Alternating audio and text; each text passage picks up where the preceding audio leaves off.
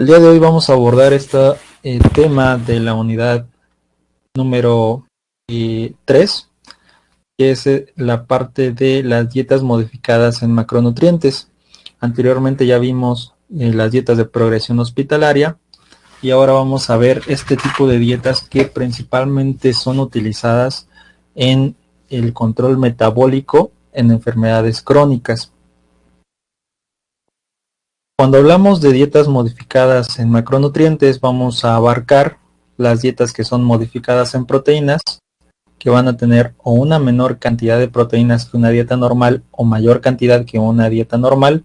Estaríamos hablando de dietas hipoproteicas o de dietas hiperproteicas. También vamos a hablar de aquellas que están modificadas en los lípidos, también en la cantidad y en la calidad de los lípidos. Sobre todo, a veces es más importante modificar esta parte de la calidad en el momento de la prevención y también del control de ciertas patologías. Igualmente vamos a hablar de las dietas modificadas en hidratos de carbono, también con sus diversas, como puede decirse, ramas, por así decirlo, y dietas modificadas en energía. Para ir un poquito más entrando más en materia, sobre todo porque es un tema que abarca mucha información, entonces vamos a empezar con las dietas modificadas en energía. Una dieta modificada en energía es aquella que va a tener un menor o un mayor número de calorías de las que requiere nuestro paciente. En el primer caso vamos a hablar de las dietas que son hipocalóricas o hipoenergéticas. Normalmente en la práctica generalmente se conocen como hipocalóricas. Este tipo de dietas lo que hacen o en lo que se basan es en la parte de reducir el contenido calórico. Se hace una reducción de 500 a 1000 calorías del cálculo que hayamos obtenido. Este tipo de dietas principalmente se va a indicar en condiciones o alteraciones metabólicas. Es la principal dieta indicada en el sobrepeso y en la obesidad, pero también se ha visto que hay beneficios en otro tipo de condiciones clínicas, como por ejemplo en la hipertensión, síndrome de Cushing o hipotiroidismo. Aquí cabe mencionar que, por ejemplo, en el hipotiroidismo, cuando ya el paciente está tomando la levotiroxina, que es el medicamento con el que se maneja el hipotiroidismo, entonces ya no se requiere una restricción tan grande de calorías. Bueno, si el paciente tiene obesidad, pues sí se considerará ver la restricción. Y en este tipo de dietas, bueno, es importante resaltar que no existe como una cantidad de calorías para decir que es una dieta hipocalórica. Existen pacientes en la práctica que consumen muchísimas calorías en su vida diaria, en su vida cotidiana. Hay pacientes que consumen hasta más de 3000 calorías, y entonces, bueno, en este tipo de pacientes no podríamos como irnos inmediatamente a restringirle hasta 1200 calorías como ejemplo, ya que el paciente pues no va a tolerar ese régimen tan estricto. Entonces ahí es donde si el requerimiento que nosotros calculamos, ya sea con Harris Benedict, con Mifflin, con Valencia, con etcétera, cualquier fórmula o ecuación predictiva, obtenemos un requerimiento, y de ese requerimiento es donde vamos a reducir esta cantidad de calorías de 500 a 1000. Ahorita creo que más adelante hay un ejemplo para que lo vean de manera más clara. Este tipo de dieta hipocalórica o de restricción calórica se basa en el siguiente estatuto, en los siguientes fundamentos. La energía almacenada va a ser igual a la ingesta energética. Todo lo que nosotros consumimos nos va a dar calorías, nos va a dar energía, pero también las actividades que nosotros realizamos a lo largo de nuestra vida cotidiana representan un gasto energético. Si nosotros estamos ingresando lo mismo de lo que estamos gastando, mantenemos un balance energético y el peso no varía. Si nosotros estamos ingiriendo mayor cantidad de calorías o de energía de la que estamos gastando, entonces aquí esto se llama superávit calórico y favorece lo que es el aumento de peso. Ajá. Generalmente esta estrategia se utilizará cuando queremos aumentar el peso.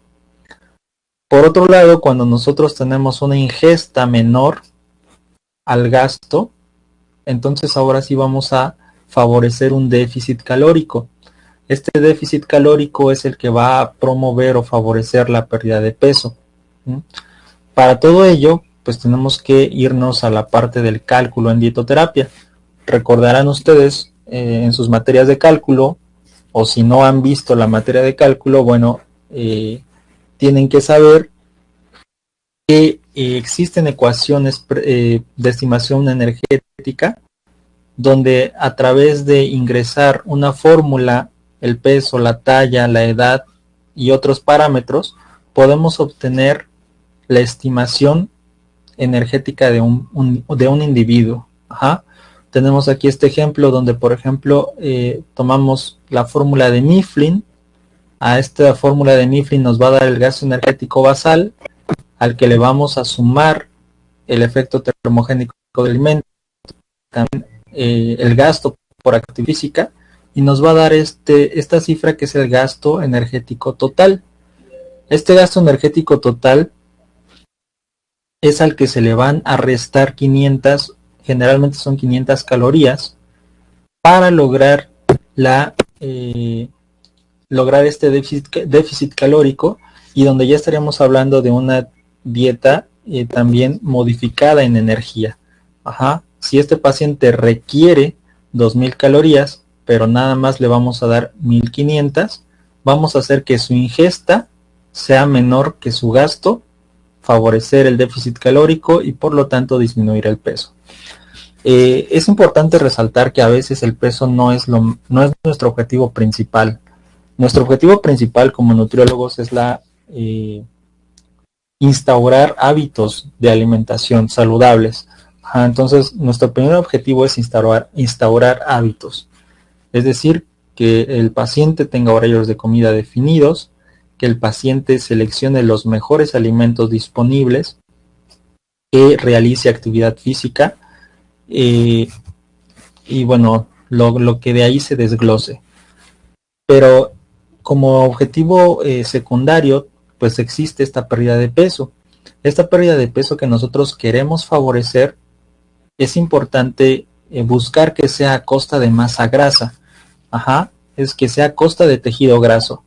Porque si nosotros hacemos restricciones muy grandes o muy fuertes, por ejemplo, este paciente que necesitara 2000 y de repente le damos 1000, es posible que sí baje de peso más rápido, pero no solamente va a bajar tejido graso, sino que también se va a ir ahí una parte de la masa muscular. Entonces va a bajar tanto masa grasa como masa muscular, y esto no es tan benéfico, sobre todo porque el músculo es un tejido metabólicamente muy activo.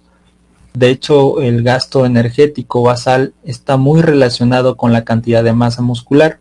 ¿A qué me refiero? Entre más masa muscular tengamos, gastamos más energía estando en reposo. Ajá. Entonces el músculo se busca conservar o aumentar. Entonces por eso no es tan recomendable un déficit calórico pues muy extremo, ¿sí? Con disminuir 500 calorías a veces es más que suficiente. Y también hay que tomar en consideración los hábitos de alimentación del paciente. Si este paciente a lo mejor estaba consumiendo 3000 calorías diarias, pues también va a sentir mucho la diferencia, y a veces esa es una de las razones principales por las que los pacientes abandonan el tratamiento nutricional, por no ir haciendo una reducción gradual. Entonces sí es importante ir gradualmente, no acelerarnos en este proceso. Bueno, aquí en el texto de la universidad ustedes revisan que hay una propuesta de cómo debe ser la distribución. No necesariamente la distribución tiene que ser exactamente igual a como el ejemplo que nos dan. Va a depender esto de las características individuales de cada paciente, si hay comorbilidades también. Cuando hablo de comorbilidades es de enfermedades agregadas. Un paciente con obesidad generalmente va a tener enfermedades agregadas como hipertensión, como resistencia a la insulina o diabetes, como en el ejemplo que les ponía en el foro. Y bueno, entonces este es como un parámetro. Es importante mantener los hidratos de carbono no tan elevados. Con un 50% es más que suficiente para mantener un aporte adecuado, ni tan alto ni tan bajo. Generalmente la proteína, si está un poquito alta, en un 20%, ahí está bien. Con que no esté mucho más arriba de 20, no hay tanto problema. Y los lípidos pues pueden estar entre un 30-35%. Esta, como les digo, es una propuesta, pero en el cálculo, en la práctica clínica, no sé si ya llevaron la materia de cálculo, pero en el cálculo no hay una sola respuesta correcta, siempre y cuando esté bien fundamentada, bien argumentada en la evidencia y en las condiciones clínicas de nuestro paciente. Entonces, bueno, este tipo de dietas que damos, que sobre todo se va a utilizar en el paciente que está en sobrepeso, que está en obesidad, se puede llegar a utilizar en algunas otras condiciones. De hecho, hay un debate interesante en el foro de que algunos decían que la dieta indicada para el paciente obeso con diabetes era la de modificada en hidratos de carbono, mientras que otros argumentaban, y también con muy buenos argumentos, que la dieta indicada iba a ser la de restricción energética o hipocalórica. En realidad, lo que llevaríamos a cabo en la práctica es una combinación. Es una combinación de restricción calórica, porque tenemos que favorecer que el paciente pierda peso. Al perder peso, sobre todo a costa de masa grasa, vamos a disminuir la resistencia a la insulina que está presente en el paciente con diabetes tipo 2, y también va a ir combinada de una modificación en los hidratos de carbono, tanto en la cantidad como en la calidad. Ahorita vamos a ver más adelante esta dieta modificada en hidratos de carbono, pero en un mismo paciente están convergiendo varios tipos de dieta: restricción calórica, modificación de hidratos de carbono, aumentando el contenido de fibra, y también es importante ahí modificar el perfil de los lípidos, o sea, es decir, modificar también el contenido de lípidos, haciendo que nuestro paciente consuma más lípidos de ácidos grasos de tipo mono y poliinsaturados más que saturados. Entonces, si se fijan, están ahí 3 tipos de dietas en un solo paciente.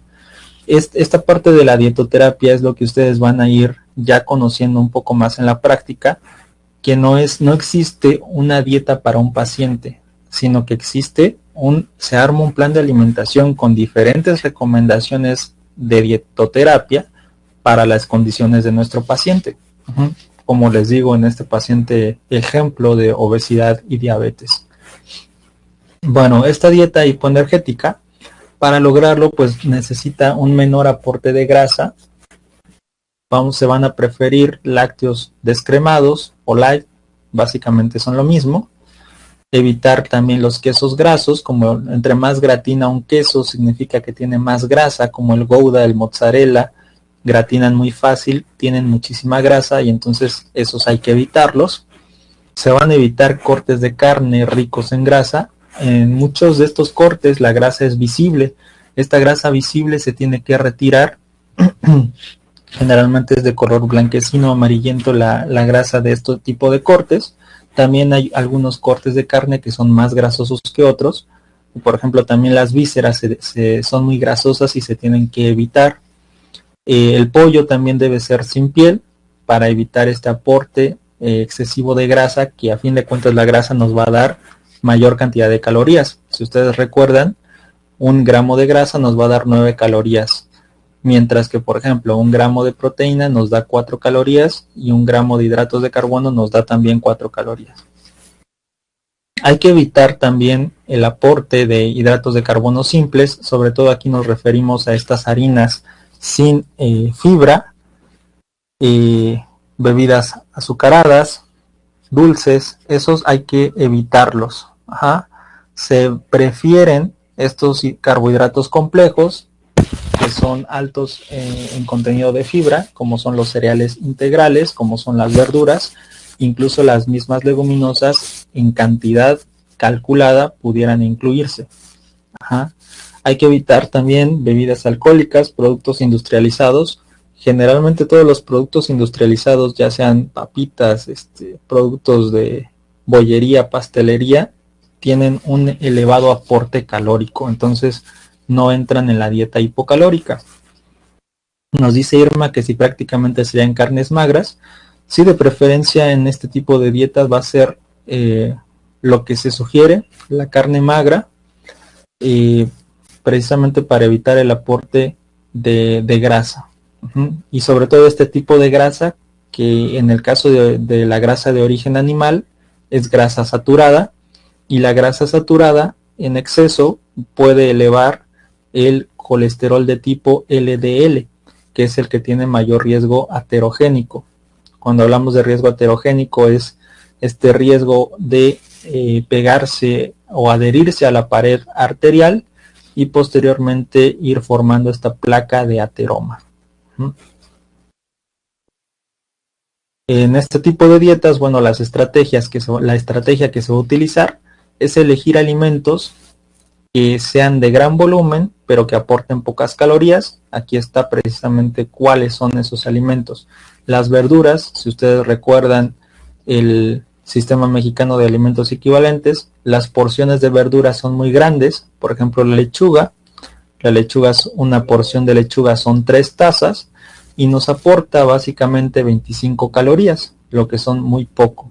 Entonces las porciones de verduras son muy grandes y aportan muy pocas calorías. Otra de las sugerencias, así es, son 3 tazas la ración de lechuga. Otra de las sugerencias es la lectura de etiquetas.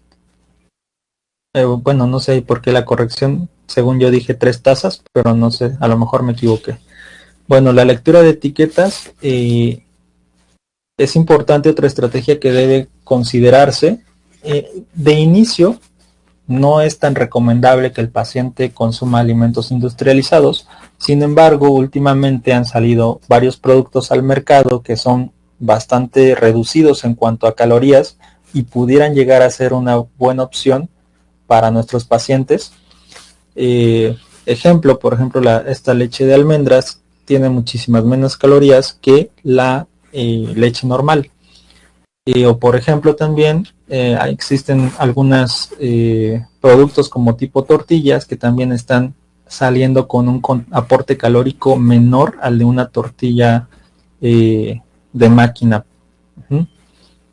Se deben incluir también alimentos ricos en fibra y una cosa importante, respetar horarios.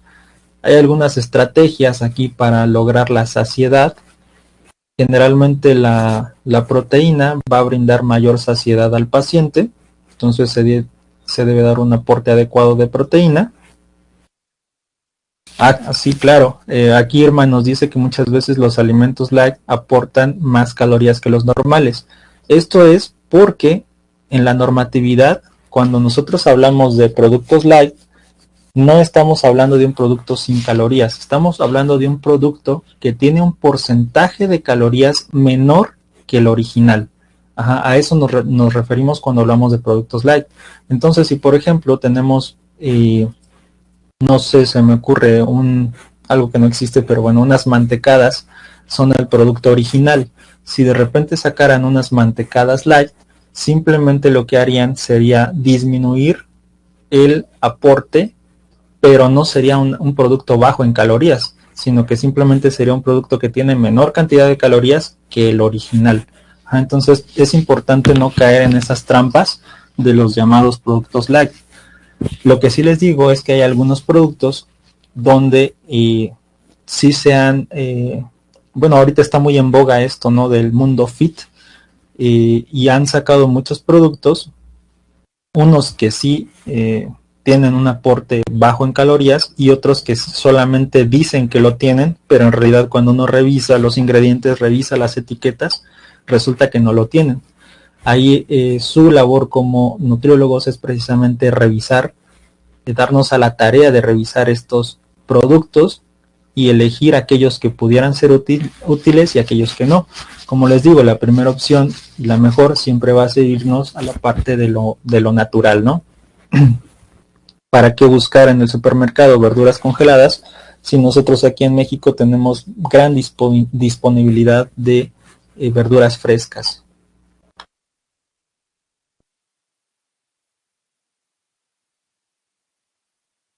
Ok. Eh, Aquí tenemos un ejemplo que nos fue tomado de la Asociación Mexicana de Diabetes, donde nos hace una sugerencia respecto a la lectura de etiquetas. En la lectura de etiquetas nosotros primeramente tenemos que ver los tamaños de porción, tenemos que ver las porciones por envase y tenemos que ver si el aporte que nos está diciendo la información nutrimental es por porción o por envase. Generalmente es por porción.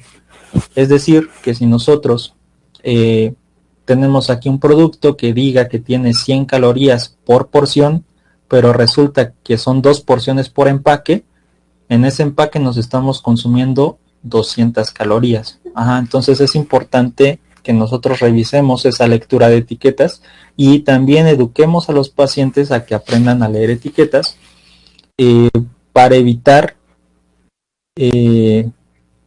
un consumo excesivo de calorías o un consumo que no está calculado dentro de nuestros planes de alimentación. Aquí la AMD, la Asociación Mexicana de Diabetes, nos hace una sugerencia de lo que se consideraría un producto, pues digamos, adecuado, donde dice que tiene que tener menos de 4 gramos de grasa saturada, menos de 200 miligramos de sodio, menos de 60 de colesterol, etcétera, etcétera. Pero aquí obviamente va a depender de las condiciones de cada paciente. Y también de los ingredientes. A veces pasamos muy por alto los ingredientes, pero sí es importante, sobre todo estas maltodextrinas, el jarabe de maíz de alta fructosa, acesulfame, etcétera, etcétera. Son varios ingredientes que a veces hay que tomar en consideración porque su exceso pudiera tener efectos no tan benéficos a nivel metabólico.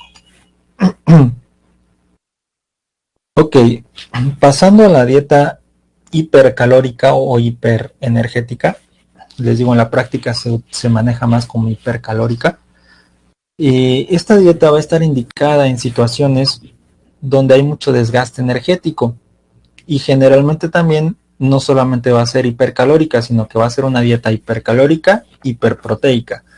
Nosotros al aumentar calorías, generalmente aumenta la proteína, a menos que haya alguna contraindicación del aumento de la proteína.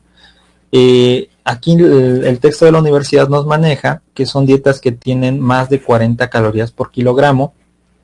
Sin embargo, cuando nosotros hablamos aquí, por ejemplo, en el cáncer, las guías de práctica clínica manejan que en la caquexia por cáncer se brindan de 35 a 40 calorías por kilogramo. Entonces, hablando ya de 35 calorías por kilogramo, ya estaremos hablando de un aumento considerable en las calorías a comparación de una dieta normal. El cáncer es una de las indicaciones de esta dieta hipercalórica y en este caso también sería hiperproteica. El SIDA también es una de las indicaciones. Quemaduras. En las quemaduras hay un grandísimo desgaste. Siempre aquí en las quemaduras va a depender de la superficie del paciente que esté quemado. También una quemadura pequeña, entre comillas pequeña, no va a requerir un aumento tan considerable en cuanto a calorías y proteínas, pero si es hablando de quemaduras de más de 35% de la superficie corporal, ya estamos hablando de un aporte de calorías y de proteína muy considerable. Entonces, nos menciona también el texto de la desnutrición. Sin embargo, aquí en la desnutrición ya les había hecho el comentario anteriormente y se los vuelvo a hacer y también lo menciona el texto de la universidad, que cuando el paciente ha llevado varios días con una ingesta menor al 50%, estamos hablando aquí ya de una semana, 2 semanas que no tiene una ingesta adecuada, no podemos iniciar con una dieta hipercalórica porque podríamos favorecer el síndrome de realimentación, sino que necesitamos iniciar primero con una dieta de hecho hipocalórica y con muy bajas calorías, a veces hablamos de 20 calorías por kilogramo de peso, para precisamente evitar este síndrome de realimentación que puede provocarnos un desbalance de los electrolitos, sobre todo del fósforo, del potasio, del magnesio. Entonces, antes de iniciar con un paciente desnutrido crónico, que ya tenga mucho tiempo sin estar ingiriendo o teniendo una ingesta adecuada, tenemos que iniciar de a poco. Otro de los pacientes que requieren a veces muchas calorías o este tipo de dieta hipercalórica son los pacientes con sepsis. El paciente con sepsis hace referencia a una infección generalizada. A veces iguinicia una infección en determinado lugar, supongamos una peritonitis, inicia en el peritoneo, pero por no tener el manejo adecuado o por las mismas condiciones clínicas del paciente, pues la infección se nos va a todo el cuerpo. Allá estamos hablando de una sepsis, y esta sepsis pues favorece la fiebre, y la fiebre es una de las condiciones que más demandan calorías en un paciente. Y no solo la fiebre, sino que estamos hablando de un proceso inflamatorio agudo que también va a favorecer el hipercatabolismo, es decir, aumentan las demandas energéticas y aumenta la demanda proteica de manera considerable. Estos pacientes son bastante complicados porque también a veces si le damos demasiado al paciente, pudiéramos estar interfiriendo con el tratamiento médico, por ejemplo. O a veces son pacientes que están inconscientes, a lo mejor en terapia intensiva, y tenemos que darles la nutrición enteral, y a veces es difícil alcanzar tantas calorías. Pero bueno, es lo que se requiere, y a la medida de lo posible es lo que se va aportando. Lo mismo en las enfermedades neurológicas. Aquí sobre todo hay enfermedades como el Parkinson. No sé si ubican el síntoma principal del Parkinson, que es este temblor. Y ese temblor principalmente favorece un gasto energético bastante alto. Estar temblando, a fin de cuentas, es un gasto energético, es una contracción muscular que está gastando calorías, y entonces se requiere también un aporte mayor. Esta diapositiva se fue donde no era. Esta diapositiva iba más bien en la dieta hipocalórica, pero bueno, se la voy a explicar. Sobre todo aquí, cuando nosotros tenemos un ayuno, tenemos aquí, iniciamos con la última ingesta. Posterior a la última ingesta, hay una fase posabsortiva, donde nuestro cuerpo sigue gastando energía y va a obtener esa energía del glucógeno que está almacenado. Entonces el glucógeno que se almacena en hígado y en músculo se empieza a desdoblar y se empieza a utilizar como fuente de energía. Sin embargo, el glucógeno termina por agotarse, y una vez que se agota el glucógeno, pues nuestro cuerpo sigue necesitando energía. Si nosotros seguimos en ayuno, lo que va a ocurrir es que va a iniciar la gluconeogénesis. La gluconeogénesis significa que se va a empezar a sintetizar glucosa a partir de sustratos no glúcidos, como por ejemplo los aminoácidos y los ácidos grasos. Si nosotros empezamos con el proceso de gluconeogénesis, estamos entonces utilizando nuestras reservas de grasa, pero también nos estamos llevando tejido muscular. Entonces, si nosotros continuamos precisamente con el ayuno, estamos ya hablando aquí de más de 24 horas, continuamos con el ayuno, nuestro cuerpo sufre diferentes adaptaciones. Una de las principales adaptaciones es la cetogénesis, que de hecho lo vamos a ver más adelante en la dieta cetogénica, que aquí lo que sucede es que el principal sustrato cambia de ser los aminoácidos a los ácidos grasos. Se empieza a utilizar en gran cantidad los ácidos grasos como fuente energética, se empiezan a producir estos cuerpos cetónicos y este periodo ya puede durar bastante tiempo. Ajá. Bueno, esta diapositiva es bastante importante en el entendimiento de el ayuno, por ejemplo, en el paciente que está hospitalizado y no solo o el paciente que está con desnutrición crónica, y también en estos pacientes que está indicada la dieta cetogénica. Uh-huh. Se nos coló ahí la diapositiva.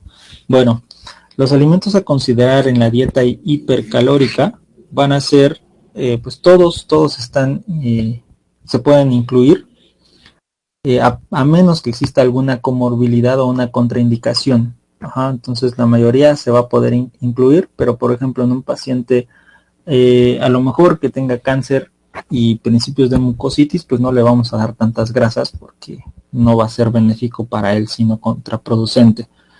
También es importante establecer este tipo de estrategias para lograr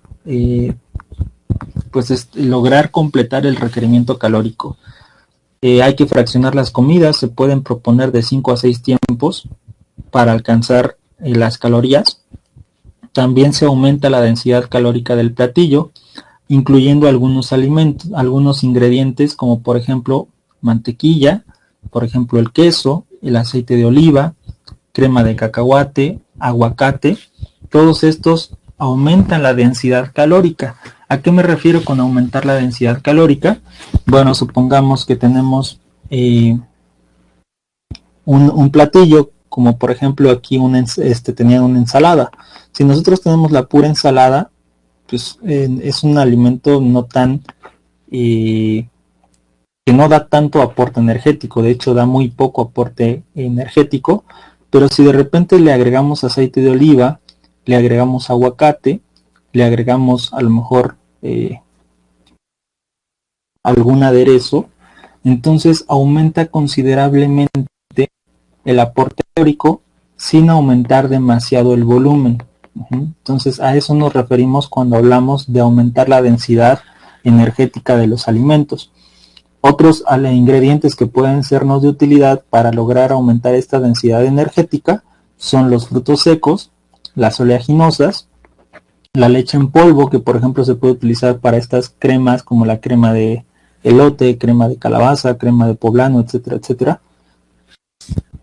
El uso de miel y también el uso de mermelada son otras de las opciones que se pueden utilizar.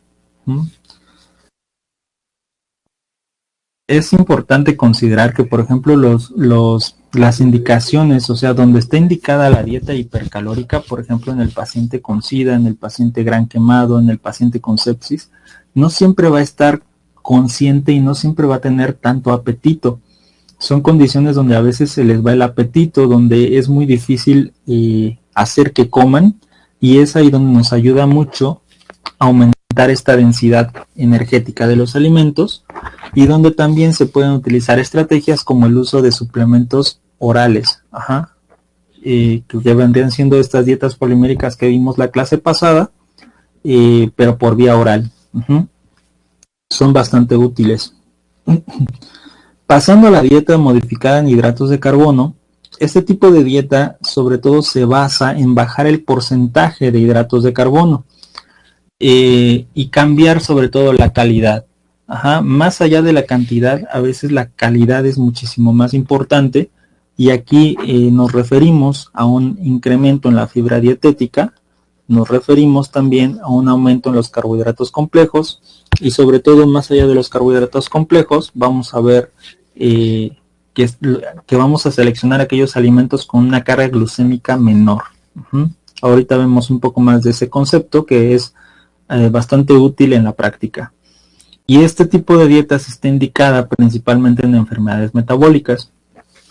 ¿Cuáles son estas enfermedades metabólicas? Bueno, aquellas que tienen como base la resistencia a la insulina, como por ejemplo diabetes tipo 2, aunque bueno, también la diabetes tipo 1, aunque no tenga que ver con resistencia a la insulina, también hay restricción o modificación de hidratos de carbono. La obesidad también es una de las indicaciones donde se tiene que cambiar el perfil de hidratos de carbono, se tiene que aumentar esa fibra dietética.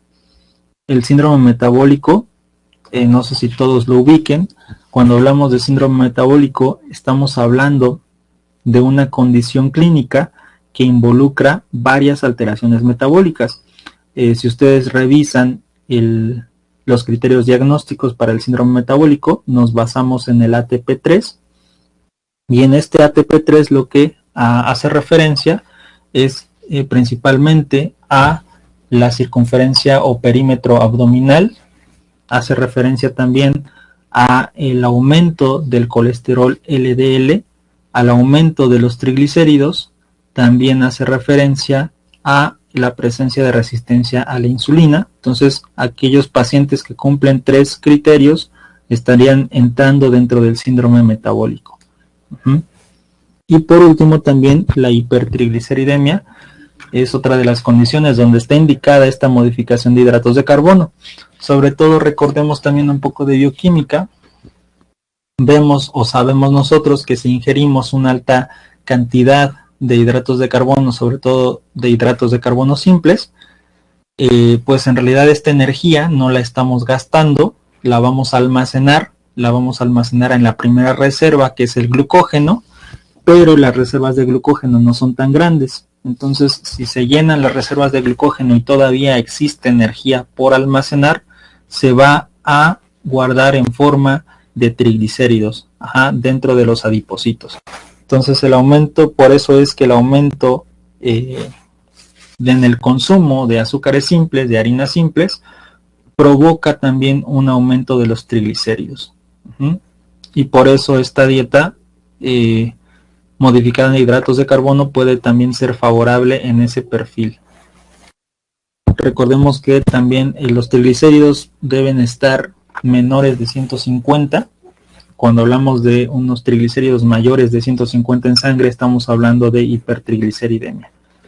Y bueno, ahorita en esta diapositiva vamos a ver un poco del por qué los hidratos de carbono deben modificarse. Inicialmente, bueno, tenemos que saber esto. Cuando existe un nivel bajo de glucosa, el páncreas libera una hormona que se llama glucagón o glucagón. Este glucagón lo que hace es estimular al hígado para que el hígado produzca glucosa, y esta glucosa se va a la sangre para mantener el nivel normal. Recordemos que nuestro cuerpo siempre tiende a la homeostasis. La homeostasis quiere decir equilibrio fisiológico. Por eso es que los niveles de glucosa en sangre siempre se mantienen en el mismo rango. El rango normal de glucosa en sangre es de 70 a 100 miligramos por decilitro. Cuando nosotros tenemos un nivel alto de glucosa, hay mucha glucosa en sangre, esto puede ser después de una comida o después de una ingesta de hidratos de carbono, el páncreas lo que hace es liberar insulina.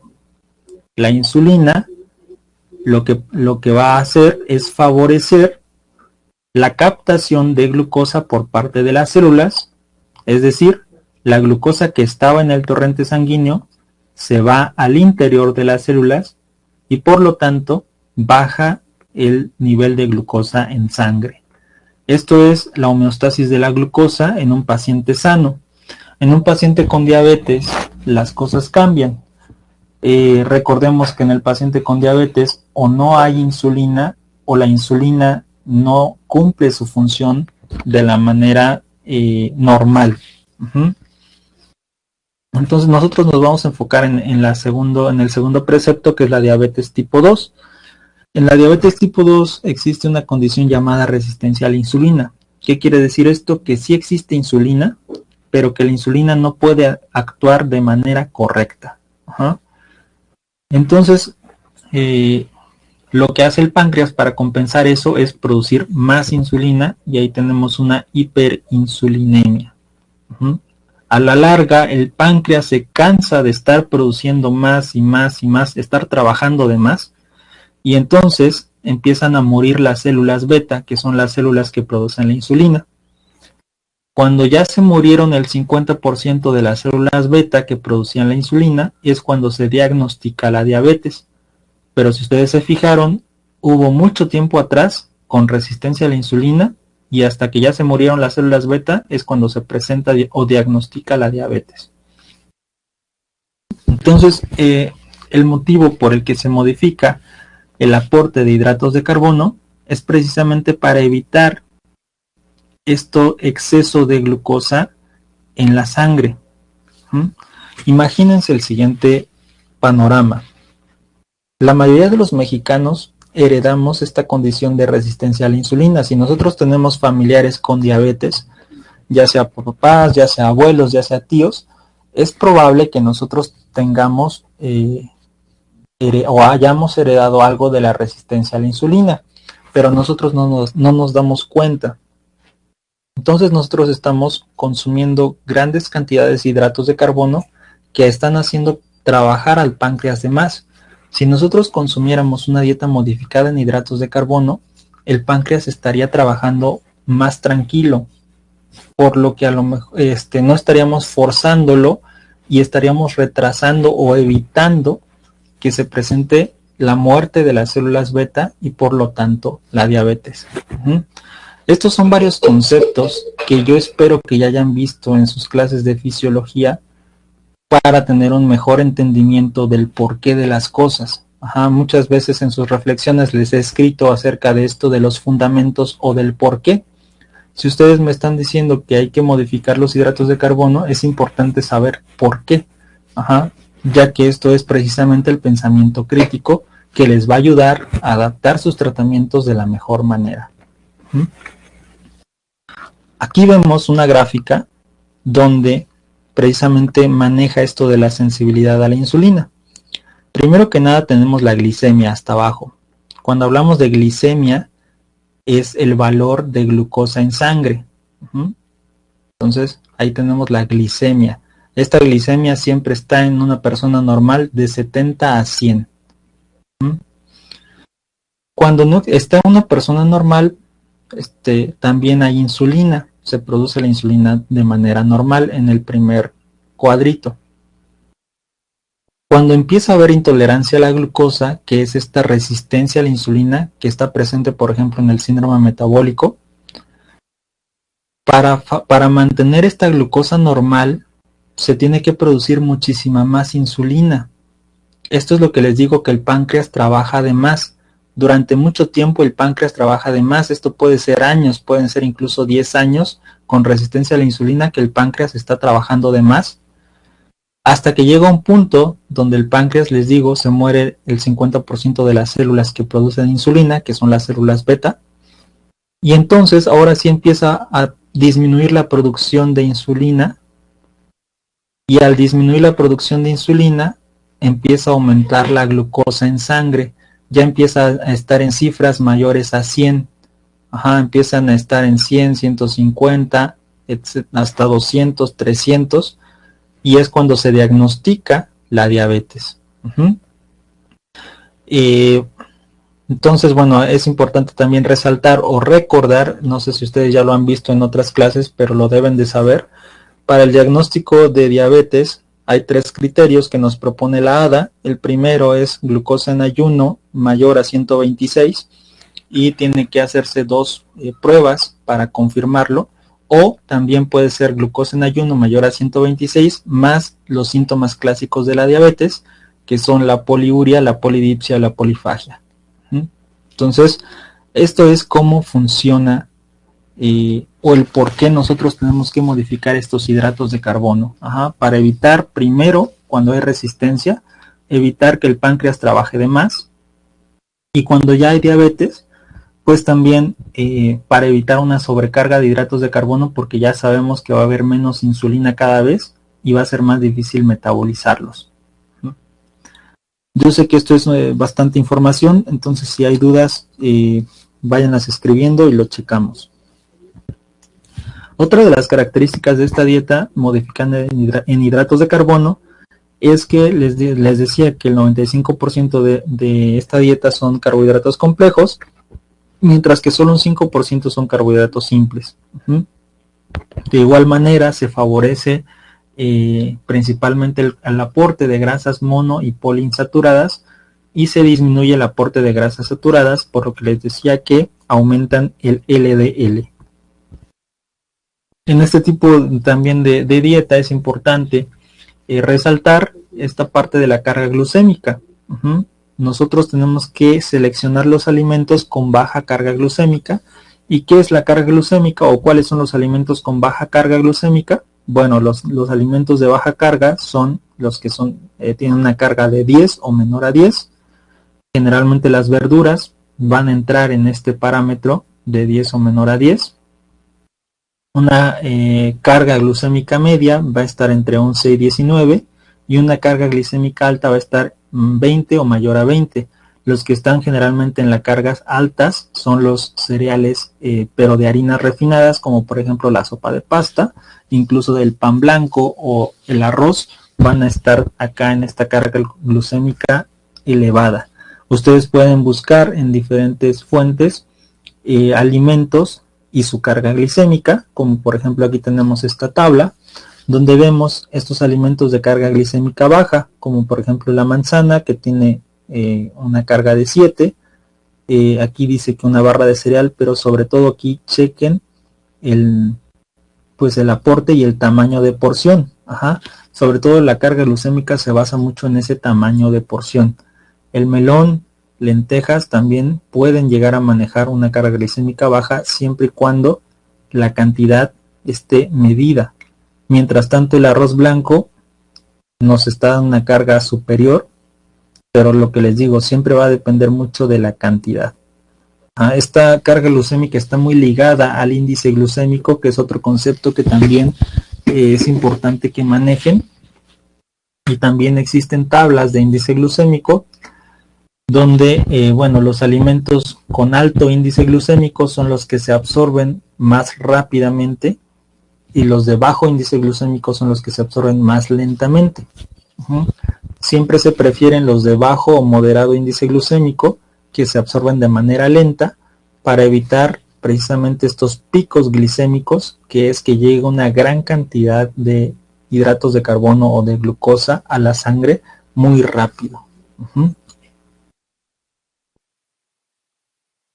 Ok, y bueno, algunas estrategias que se implementan en este tipo de dietas es nuevamente seleccionar alimentos que sean de gran volumen pero de pocas calorías. Aquí regresamos a las verduras, por ejemplo. Hay que preferir cereales integrales, hay que buscar alimentos de baja carga glucémica, incluir alimentos ricos en fibra. Recordemos que hay fibra soluble, fibra insoluble. Sobre todo la fibra soluble va a ser de las que más nos den beneficios en este tipo de dietas. Seleccionar alimentos bajos en grasa saturada, y también como opción puede valorarse el uso de edulcorantes endulzantes no calóricos o edulcorantes. Aquí hay mucha polémica con el uso de este tipo de productos, sobre todo a la evidencia reciente lo que nos dice es que mientras no se exceda en su uso, no hay evidencia de que existan problemas para la salud. Entonces es importante no excedernos en el uso de estos edulcorantes. Puede ser la stevia como derivado de la planta. Sí, la stevia es un edulcorante no calórico, endulzante no calórico, proveniente de una planta, y tiene un potente sabor endulzante, pero no da casi calorías. Entonces sí entra dentro de este grupo. Hay varios, y ahí sobre todo hay que también revisar los ingredientes de cada uno.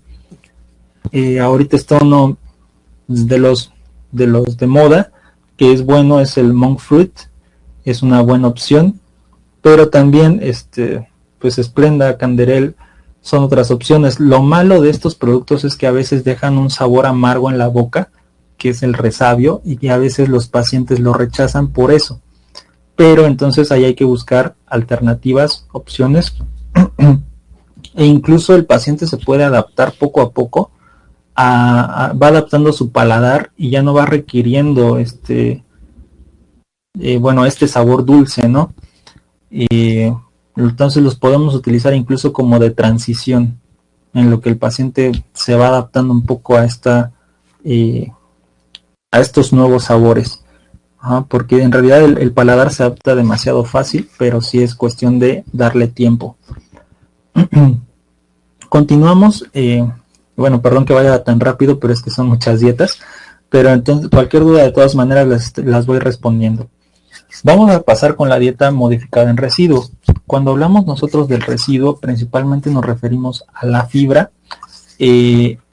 ya que este residuo es ese material que no se digiere y por lo tanto aumenta el volumen fecal. Nosotros recordemos que la fibra no se digiere e incluso la fibra insoluble aumenta el volumen fecal. Entonces, esta dieta modificada en residuo lo que intenta o lo que va a hacer es disminuir este residuo, o sea, disminuir este aporte de fibra para disminuir el volumen de las heces fecales. Se va a indicar en los pacientes que tienen que mantener su colon en reposo, como por ejemplo aquellos pacientes que van a ser sometidos a algún estudio, como rayos X de colon y abdomen, o una endoscopía o colonoscopía. Recordemos que también en la colonoscopía se llega a utilizar la dieta de líquidos claros durante un tiempo para tener, pues, ahí, o poder realizarla de manera adecuada, ¿no? El estudio. Y también en ciertas enfermedades gastrointestinales se va a utilizar esta dieta, como por ejemplo el caso de la diverticulitis. Esta diverticulitis lo que es que se forman pequeños pólipos o pequeños saquitos en la pared del colon. Entonces estos saquitos estos divertículos que se forman en la pared del colon, cuando se les mete a lo mejor algún residuo, se infectan y entonces ahí tenemos la diverticulitis. Entonces en ese tiempo, en ese momento donde están inflamados los divertículos, es cuando se tiene que utilizar la dieta modificada en residuo. También puede utilizarse en la gastroparesia. La gastroparesia es cuando está disminuido la velocidad de vaciamiento gástrico. Entonces, en general, a veces está disminuida toda la motilidad del tracto gastrointestinal. Sí hay motilidad, pero está disminuida. Y entonces ahí también se trata de evitar que se aumente el volumen de las heces fecales.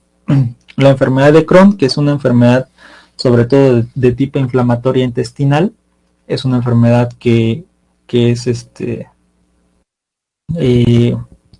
muy rara de hecho, pero bueno, si llegan a ver un paciente con enfermedad de Crohn, pues también esta dieta modificada en residuo va a ser la elección. Obstrucción o estenosis del intestino. Aquí recuerden que hay que ver qué tan estenosado, qué tan obstruido está el intestino.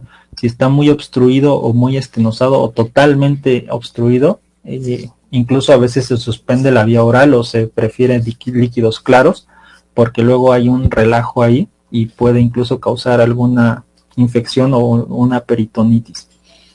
También la colitis ulcerativa, también estamos hablando de una enfermedad inflamatoria intestinal donde se va a ver acompañada la inflamación con este tipo de laceraciones o lesiones en la pared del colon. Entonces ahí también hay que evitar el gran volumen de las heces fecales. Puede también ser utilizada en el prequirúrgico o en el postquirúrgico, en cirugía intestinal. Ahí, bueno, esta parte de la cirugía intestinal tiene muchas vertientes. Como el intestino es tan largo, la cirugía puede ser a nivel de una sección o a nivel de otra sección, puede ser a nivel de colon, puede ser a nivel de intestino. Entonces ahí sí es muy importante individualizar, pero bueno, vamos a tomarlo como general esta indicación. Y en una fístula, ya les había comentado anteriormente esto de las fístulas, que es donde existe una conexión anormal. Puede ser a lo mejor entre el colon y otra parte del colon, o entre el colon y otro órgano. Entonces este paciente con fístulas también se requiere una dieta baja en residuo, porque luego por esta fístula puede transitar este contenido hacia un lugar donde no debe ir.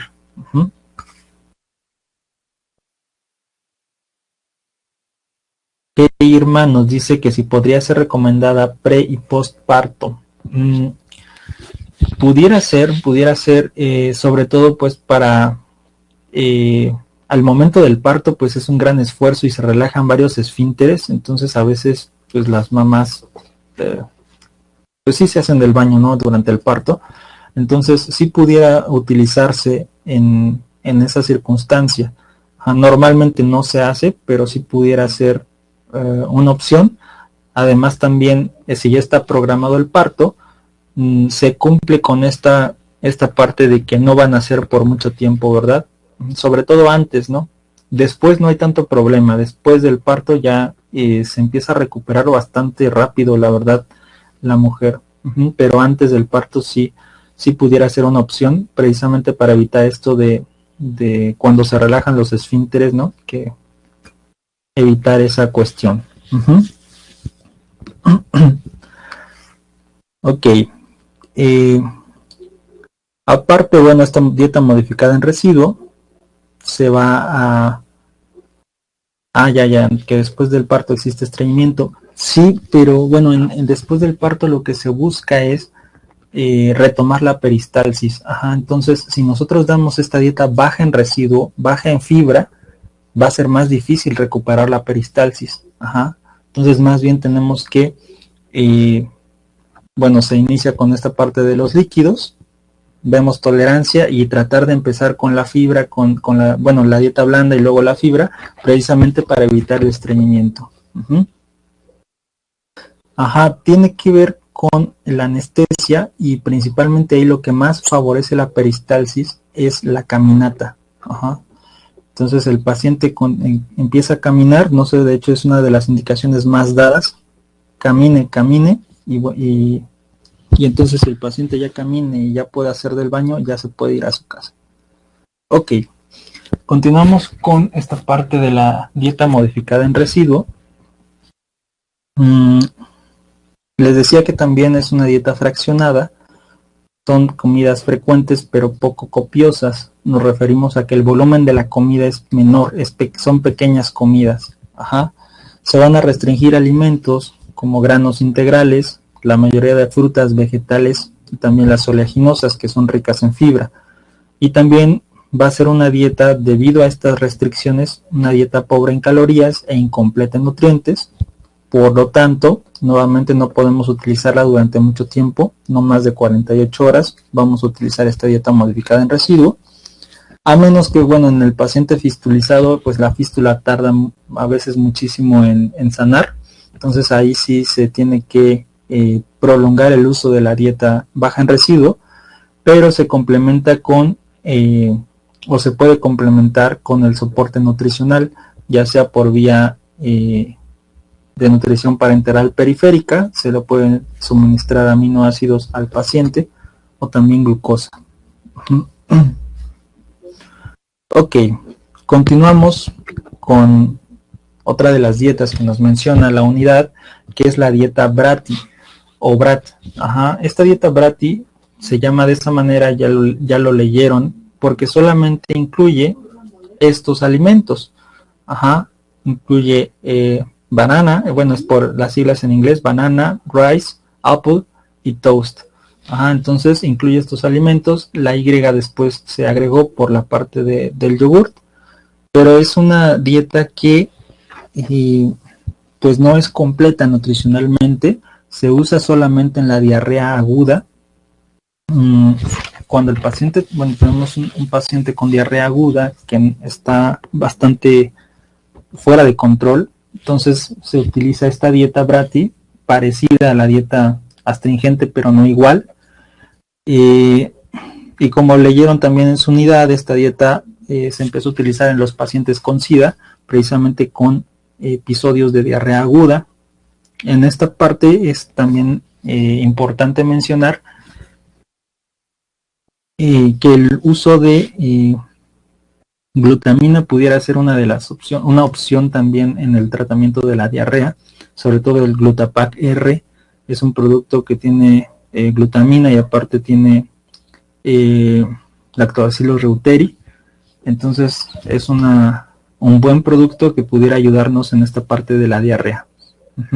Eso espero que lo vean un poco más adelante en la parte de nutrición clínica, pero ahorita por lo pronto pues nos enfocamos en la dieta Bratti, que la verdad sí es efectiva, pero les digo, solamente puede ser utilizada por no más de 48 horas, y también es importante vigilar la hidratación del paciente, ya que estos pacientes se deshidratan muy rápido, sobre todo estar más al pendiente en los pacientes pediátricos y en los pacientes geriátricos, porque estos se deshidratan muchísimo más rápido.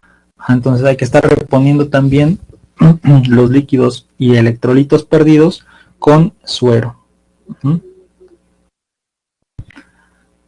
Ok, continuamos con esta parte de la dieta modificada en lípidos. Las dietas modificadas en lípidos va a tener generalmente estas características. Tiene menos de 200 miligramos de colesterol, menos del 7% de las grasas saturadas, este 7% es del valor calórico total, menos del 1% de grasas trans, y baja también en hidratos de carbono o modificada en hidratos de carbono. Esta dieta sobre todo se va a utilizar en los pacientes que padecen dislipidemia. Cuando hablamos de dislipidemia, ahí en su texto hablaba, y no solo en el texto, sino pues es la definición en general, cuando algún elemento del perfil de lípidos está aumentado, podemos referirnos a dislipidemia, y hay diferentes combinaciones o clasificaciones en las dislipidemias. En los mexicanos lo que más encontramos es que están aumentados los triglicéridos, está aumentado el LDL y está disminuido el HDL. Básicamente esa es la dislipidemia más frecuente en nuestro país. Entonces tenemos que enfocarnos precisamente en estos tres componentes. Recordemos que esta parte del colesterol HDL y LDL tiene mucho que ver. El LDL ya les mencionaba que, bueno, cuando hablo de LDL me refiero a estas lipoproteínas de baja densidad y que tienen este riesgo de adherirse a las arterias, se van oxidando y van soltando su carga, que es este colesterol, y este colesterol se va adhiriendo a la pared arterial, provocando o favoreciendo la formación de ateromas. En caso HDL, o también llamado lipoproteína de baja densidad, que también es conocido como el colesterol bueno, tiene una función diferente. El HDL va recogiendo precisamente todo esto que a lo mejor fue tirando el LDL y lo lleva al hígado para volverse a utilizar. Tiene una función de tipo barredora o recolectora, y que por lo tanto tiene esta función que es más de protección. Ok, entonces, bueno, esta dieta vemos que va a estar indicada tanto la prevención como para el control metabólico en patologías cardiovasculares y metabólicas y dislipidemia. Sobre todo ya cuando esté instaurada también la aterosclerosis, tenemos que utilizar esta dieta modificada en lípidos, pero les decía, no porque tenga una enfermedad me voy a casar con una dieta, lo que vimos en el foro, o sea, ese mismo paciente con obesidad y con diabetes no necesariamente puede ser tratado solo con una dieta, sino que en realidad a veces se combinan. Ese paciente obeso con diabetes tendría que haber llevado un manejo de restricción calórica, de modificación de hidratos de carbono y de modificación de lípidos, por sus condiciones. Porque les aseguro que, bueno, en la vida real no van a encontrar un paciente que solamente sea obeso o un paciente que solamente tenga diabetes. Van a encontrar el paciente con obesidad, hipertensión, dislipidemia, diabetes, y entonces pues no existe una sola dieta para abarcar todo eso, sino que tenemos que hacer combinaciones de recomendaciones para abordarlo.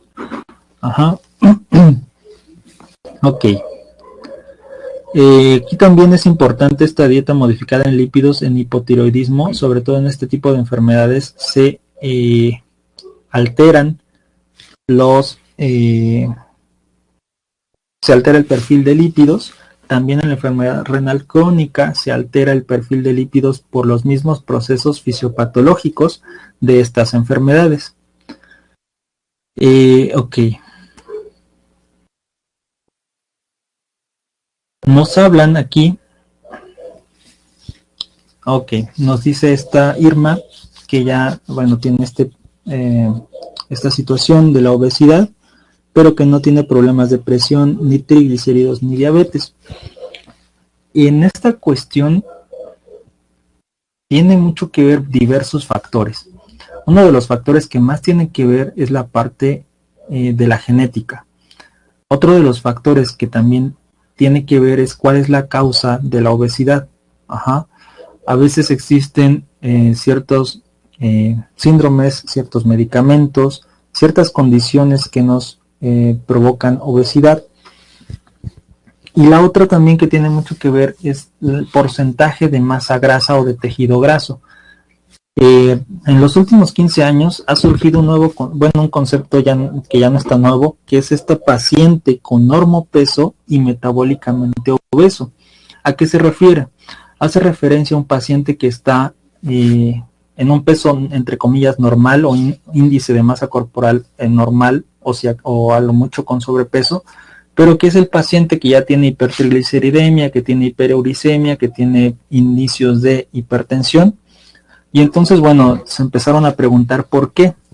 Resulta que estos pacientes, a pesar de que tengan un peso normal, tienen un alto porcentaje de grasa. Este alto porcentaje de grasa, ya lo mencionaba anteriormente, tiene diversas implicaciones. El tejido adiposo produce una gran cantidad de sustancias, sobre todo citocinas proinflamatorias. Las citocinas proinflamatorias van a favorecer diversas cuestiones como la resistencia a la insulina, sobre todo a nivel de la señalización intracelular. Entonces, no solo resistencia a la insulina, sino hiperuricemia, sino hipertensión, van a estar relacionadas con este aumento o este tejido graso aumentado. Entonces, tiene mucho que ver la composición corporal. Cuando hablo de composición corporal me refiero a porcentaje de grasa, porcentaje de músculo. Tiene mucho que ver también la parte genética. Si nosotros tenemos la carga genética ya heredada, la resistencia a la insulina, la hipertensión, las dislipidemias, todo eso está ya heredado, y de lo que depende que nos dé o no nos dé es muchas veces, o son muchas veces, los factores ambientales. Inclusive también ya en los últimos 15, 17 años se habla mucho de la nutrigenómica, de la epigenética, que precisamente habla de esto de los genes. Habla de los genes y habla de cómo, a pesar de tener carga genética, los factores ambientales son los que condicionan la expresión o no expresión de esta carga genética. Es decir, si yo tengo abuelos con diabetes, es muy probable que en mi carga genética, en mis genes, tenga predisposición a la resistencia a la insulina y la diabetes, pero van a depender mucho los factores ambientales, el sedentarismo, la ingesta de hidratos de carbono, fumar, el alcohol, todo eso va a favorecer o que desarrolle la resistencia a la insulina y la diabetes, o que no la desarrolle. Entonces, la genética juega mucho en esta cuestión metabólica, y como les digo, también la composición corporal. Entonces son varias cuestiones que tendríamos que analizar, y por eso les digo, existen enfermos, no enfermedades. A veces una enfermedad nos da diferentes caras o se presenta de diferentes maneras. Por ahorita no me voy a detener mucho, creo que ya me excedí. Vamos a continuar con esta parte de la dieta modificada en lípidos. Sobre todo aquí es importante este cuadrito que tenemos aquí. Menor porcentaje, menos del 7% de grasa saturada, y hay que aumentar estos monoinsaturados. ¿Cuáles van a ser los monoinsaturados? Sobre todo son aceites de origen vegetal como el aceite de oliva, y los poliinsaturados también hay que mantenerlos en un 10. En los poliinsaturados es donde vamos a tener dos grandes familias, o tres grandes familias más bien dicho. No, son dos grandes, perdón, que es el omega 3 y el omega 6. Yo creo que todos hemos escuchado de estos dos omegas, y bueno, van a tener una amplia relevancia al momento de sobre todo de manejar un proceso inflamatorio. Entonces este cuadrito es importante para nosotros lograr esta dieta modificada en lípidos. Bueno, las estrategias son muy similares a las de una dieta hipoenergética, donde vamos a ver que se van a preferir estos productos descremados, donde se van a evitar estos quesos grasos, que ya les decía que entre más gratina un queso puede que tenga más grasa. Se evitan los hidratos de carbono simples porque ya vimos que un aumento en los hidratos de carbono simples nos favorece el aumento de la síntesis de triglicéridos. Entonces hay que controlarlo. Nuevamente la grasa saturada, que es la de origen animal, que es la que viene precisamente en los lácteos y en las carnes, hay que moderarla. Un aumento en el consumo de estos productos grasos aumenta el aporte de grasa saturada, por lo que puede aumentar las LDL. Y hay que, bueno, disminuir el consumo de grasas saturadas y grasas trans. Las grasas trans también tienen un gran efecto aterogénico. Aquí tenemos, bueno, al omega 3 y al omega 6. Sobre todo el omega 3 es el que ha sido más probado con efectos benéficos. El omega 3 va a tener un efecto antitrombótico que nos va a favorecer la protección vascular. Los alimentos ricos en omega 3 sobre todo son los pescados grasos o de aguas frías, como son el atún, la caballa, el arenque. Como nuestra población no está muy acostumbrada al consumo de este tipo de alimentos, generalmente se sugiere la suplementación con omega 3. Sobre todo el omega 3 hay que revisar que tenga un contenido adecuado de EPA, que es el ácido eicosapentanoico, y de DHA, que es el ácido docohexanoico. Porque hay muchas marcas de omega 3 que dicen tienen omega 3, pero tienen muy poquito o nada de estos dos, que son los que tienen el efecto antitrombótico y de protección cardiovascular. Actualmente aún se está, bueno, anteriormente se había dicho que el omega 3 también funcionaba como coadyuvante en la terapia de las dislipidemias y de las enfermedades cardiovasculares. Actualmente eso está en revisión, entonces vamos a esperar a ver qué conclusiones se obtienen.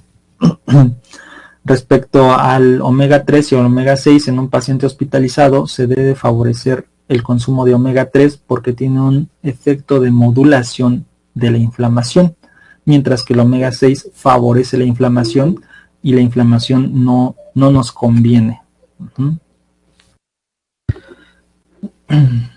Otra de las cuestiones muy importantes que tenemos que incluir en la dieta modificada en lípidos es la fibra soluble. Normalmente, cuando en el tracto gastrointestinal viene el alimento y la vesícula secreta sales biliares al duodeno para la digestión de las grasas, avanza y las sales biliares se reabsorben y se reciclan. Cuando nosotros consumimos fibra soluble, la fibra, recordemos que no se digiere, y la fibra atrapa las sales biliares. Y no se reabsorben, sino que se las lleva en las heces y las tiramos. Y entonces ya no se pueden reciclar. El hígado tiene que sintetizar nuevas sales biliares, y el hígado sintetiza estas nuevas sales biliares a partir del colesterol sérico. Por lo tanto, disminuye el nivel de colesterol en sangre gracias a la fibra soluble que hizo que se tiraran esas sales biliares. Entonces hay que incluir la fibra soluble. Alimentos ricos en fibra soluble están la avena, la manzana, mandarina, naranja. Son buenas fuentes de fibra soluble y nos van a ayudar a bajar el colesterol gracias a este mecanismo. Que ya no quiere avanzar ya solo faltan creo que unas 3 diapositivas, entonces no se me desesperen, ya casi terminamos. Era un tema un poco amplio. Vamos a ver algo que está muy de moda, que es esta dieta cetogénica. La dieta cetogénica está caracterizada por un gran aporte de grasa. Este gran aporte de grasa y bajo aporte de hidratos de carbono favorece lo que les mencionaba en la diapositiva, una de las iniciales, que es que se utilicen los ácidos grasos como fuente energética y así bajamos de peso a costa de masa grasa. La cuestión con la cetosis es que es un estado pues que no es fisiológico. De hecho, cuando hablamos de cetosis, quiere decir que se están usando los ácidos grasos. Déjenme ver si tengo aquí una diapositiva. Se están utilizando los ácidos grasos como fuente energética y al utilizarse como fuente energética se desdoblan, se forma acetilcoenzima A. La acetilcoenzima A entra al ciclo de Krebs, pero cuando esta vía se satura, la acetilcoenzima A va a formar cuerpos cetónicos. Esto es la cetogénesis o cetosis. Se forman cuerpos cetónicos como el acetoacetato, acetona y el hidroxibutirato. Y estos cuerpos cetónicos se utilizan como fuente de energía. El problema es que estos compuestos también aumentan el pH del cuerpo. De hecho, en la diabetes existe una condición que se llama cetoacidosis diabética, que precisamente es un exceso de producción de cuerpos cetónicos y que causa una acidosis metabólica. Estas acidosis metabólicas pues no son cualquier cosa, sino que son una cuestión de cuidado. Y bueno, es difícil que se llegue a una acidosis metabólica por seguir una dieta cetogénica, pero es uno de los riesgos. Además, el alto consumo de grasas, alto consumo de proteínas y bajo consumo de fibra hace que se favorezca el estreñimiento. Eso también es uno de los principales problemas en la dieta cetogénica. Y bueno, también hay una falta de aporte de diversas vitaminas y diversos minerales. Esta dieta puede ser utilizada, pero por lapsos cortos, sobre todo en el paciente obeso, donde ya no, donde fracasó a lo mejor la restricción calórica o el déficit calórico, entonces pudiera considerarse. Sin embargo, sí es importante saber manejar este tipo de dietas. Y aquí faltó una indicación. Esta indicación es la que viene en su texto, pero hay una indicación diferente que es en los pacientes que padecen epilepsia. En el paciente con epilepsia la dieta cetogénica está indicada y la verdad es que reduce el número de episodios o convulsivos de estos pacientes. Entonces esa es otra de las indicaciones de la dieta cetogénica. Otro de los problemas con la dieta cetogénica es que no es sostenible. Es decir, sí la siguen durante retos de 6 semanas, pero después es difícil mantenerla, no es tan sencillo, y también no cumple con el objetivo de la consulta nutricional, que es favorecer hábitos sustentables, hábitos de alimentación. Entonces, ¿puede ser utilizada? Sí puede ser utilizada siempre y cuando se tenga el conocimiento para calcularla, pero bajo condiciones adecuadas y no por tiempos prolongados. Y bueno, sí tiene buenos efectos a nivel de pérdida de peso, eso sí. Ya para terminar, vamos a ver las dietas modificadas en proteínas. Tenemos sobre todo la dieta tenemos la dieta hipoproteica y la dieta hiperproteica. Vamos a iniciar con la dieta hipoproteica. Una dieta hipoproteica es considerada aquella que aporta menos de 0.8 gramos por kilogramo al día. Esta dieta generalmente está indicada en la enfermedad renal. El texto de la universidad decía que también en enfermedades del hígado, pero eso ya pasó a la historia. En realidad en el paciente con cirrosis el aporte proteico es normal. Estamos hablando desde 1.2 gramos por kilogramo de peso, porque el paciente con cirrosis se desnutre bastante y necesita un aporte adecuado. Ya cuando hablamos de condiciones clínicas más avanzadas, estaríamos hablando de cirrosis descompensada y estaríamos hablando de encefalopatía hepática. Lo que se hace es restringir un poco la proteína y cambiar sobre todo el perfil de los aminoácidos. Se restringen los aminoácidos aromáticos y se aumenta la cantidad de aminoácidos ramificados. De hecho, hay algunos productos como el Enterex Hepatic que precisamente puede ser utilizado en esas condiciones. Pero entonces ese es un asterisco que yo le pondría al texto de la universidad, en la cirrosis en etapas tempranas no se restringe la proteína. Lo pueden revisar ustedes en cualquier artículo del 2015 para acá. Ok, y bueno, en enfermedad renal sí se restringe, pero solamente en la etapa de prediálisis. Es decir, cuando el paciente con enfermedad renal crónica no tiene ni diálisis peritoneal, ni hemodiálisis, ni está para trasplante. Ese es lo que llamamos prediálisis. Y es sobre todo indicada en estadios del 1 al 4. Sobre todo en los estadios 3 y 4 se va aumentando esta restricción de las proteínas. Sobre todo se restringen las proteínas porque se ha visto que ya cuando existe daño renal, si nosotros seguimos dando un gran aporte de proteína, la nefrona, que es la unidad funcional del riñón, se daña más rápido. Entonces se acelera el daño renal. Por eso se tiene que disminuir la cantidad de proteína. Sí, bueno, ok. En la dieta para nefrópata, que es para paciente con enfermedad renal crónica, no solo se restringe la proteína, sino que se restringen otros micronutrientes como son el fósforo, el calcio, el potasio, pero eso lo vamos a ver un poco más a fondo en la unidad 4 cuando veamos precisamente las dietas modificadas en micronutrientes. Entonces no se me estresen. Esta dieta, bueno, pues sí, generalmente requiere o tiene que cubrir un aporte considerable de calorías, porque las guías nos dicen que las calorías deben ser de 30 a 35 calorías por kilogramo, pero que la proteína tiene que ir de 0.6 a 0.8 gramos por kilogramo. Si nosotros damos menos de 0.6 gramos por kilogramo, nuestro paciente se nos va a desnutrir. Entonces tampoco no es irnos a los extremos. Es importante revisar, nuevamente les digo, cada caso, pero sí siempre siguiendo esta guía, ¿no? Paciente enfermedad renal crónica, aporte de proteína 0.6 a 0.8, sin tratamiento sustitutivo. Este tipo de dietas a veces no son tan fáciles de calcular. Ahí su texto de la universidad decía que son fáciles de calcular. La verdad es que no son fáciles, sobre todo cuando le añadimos a la dieta hipoproteica la restricción de micronutrientes, como son lo que les mencionaba, el potasio, el fósforo.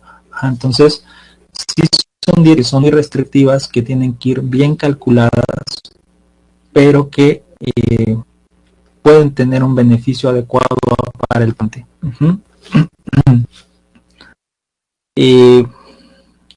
Por otro lado tenemos la dieta hiperproteica. Ya les mencionaba que generalmente la dieta hipercalórica también es hiperproteica. Y si se fijan, las indicaciones son las mismas. En la dieta hipercalórica es el paciente con VIH y también es hiperproteica. Paciente gran quemado es hipercalórica y también es hiperproteica. En el cáncer es hipercalórica y es hiperproteica. Van generalmente de la mano. Aquí hay unas condiciones que no estaban en la dieta hipercalórica, que es, por ejemplo, la enfermedad renal crónica con tratamiento sustitutivo. Cuando el paciente con enfermedad renal crónica ya está con su diálisis peritoneal, sobre todo la diálisis peritoneal, va a requerir un aporte de proteínas mayor. Ya estamos hablando de 1.3 gramos por kilogramo o incluso dependiendo del paciente 1.4 gramos por kilogramo, sobre todo porque a través del líquido de diálisis se pierden proteínas. Les mencionaba que los estados febriles aumentan mucho el catabolismo, entonces pacientes con estados febriles ocupan más energía y ocupan más proteína. Este tipo de dieta, esta sí es relativamente sencilla de calcular cuando estamos hablando de una dieta vía oral. Cuando estamos hablando de vía enteral o vía parenteral, a veces no es tan fácil completar las calorías, pero pues ya vimos que podemos utilizar los suplementos como el caseinato de calcio o incluso fórmulas poliméricas que ya son hiperproteicas, que así se piden. De hecho existen varias fórmulas hipercalóricas y hiperproteicas que ya se venden en farmacias. Por último, y ahora sí por último, tenemos esta dieta baja en purinas. Las purinas generalmente, bueno, no generalmente, como parte del metabolismo de las purinas se produce ácido úrico. Cuando existe una producción excesiva de ácido úrico, empieza a acumularse este ácido úrico en la sangre. Ahí estamos hablando de hiperuricemia. Esta hiperuricemia puede terminar en gota. Yo creo que han escuchado esta parte de la gota y que como incluso esta gota era una enfermedad de ricos porque era solamente de aquellos que consumían grandes cantidades de carne, que consumían grandes cantidades de bebidas fermentadas, porque también las bebidas fermentadas contribuyen al aumento del ácido úrico, como la cerveza, por ejemplo. Entonces, cuando nosotros tenemos estos pacientes con hiperuricemia, o incluso el paciente también con enfermedad renal crónica, tenemos que disminuir el aporte de purinas de la dieta. Aquí vemos precisamente cómo está indicada en pacientes con ácido úrico elevado, pacientes con gota o pacientes con enfermedad renal. Y bueno, aquí lo que tenemos que revisar precisamente es cuáles son esos alimentos ricos en purinas para nosotros pues restringirlos de la dieta. Principalmente estas vísceras, la res, la ternera, son alimentos ricos en purinas, arenques, mejillones, boquerones, mariscos en general. También las lentejas, las habas son ricas en purinas. Estos embutidos, chorizos, margarina, mantequilla también. Y lo que les decía, las bebidas como sobre todo cerveza, son un aporte de purinas. Entonces lo que se hace es disminuir esos alimentos y aumentar verduras, frutas y cereales, carnes blancas, para compensar y mantener un adecuado aporte nutricional de este tipo de dietas.